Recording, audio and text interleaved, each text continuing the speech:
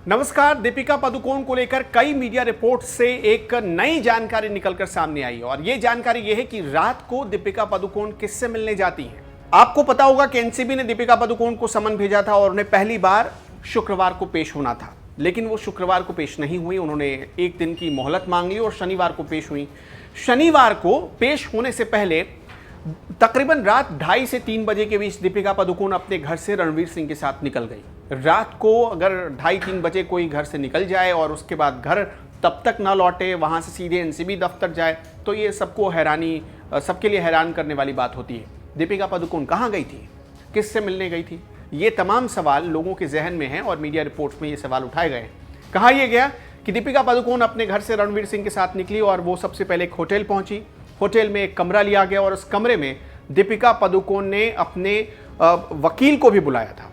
वकील के साथ साथ दीपिका पादुकोण और रणवीर सिंह ने बहुत देर तक मंथन किया, कैसे एनसीबी के सवालों को टैकल करना है, कैसे उन सवालों का जवाब देना है, इन तमाम चीज़ों पर चर्चा हुई।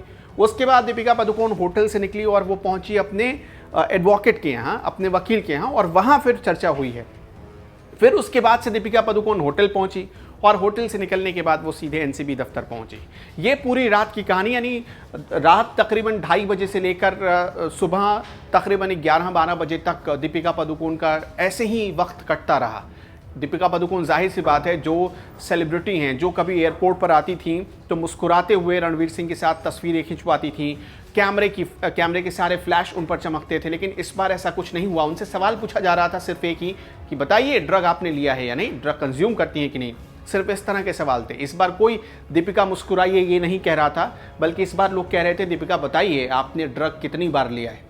इसलिए दीपिका पादुकोण के चेहरे पर परेशानी साफ दिखनी थी।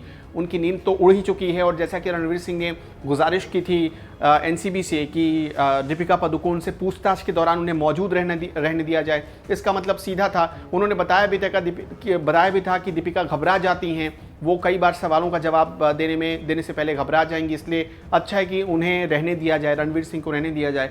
लेकिन एनसीबी ने इसे मंजूर नहीं किया था। इसका मतलब ये कि परेशानी तो है दीपिका पादुकोण को इस वक्त, और जाहिर सी बात है आप परेशान तभी होते हैं जब दाल में कुछ काला हो। हम ये नहीं कह रहे कि दीपिका पादुकोण दोषी हैं, बल्कि इंतज़ार करना होगा एनसीबी की जांच किस तरफ जाती है।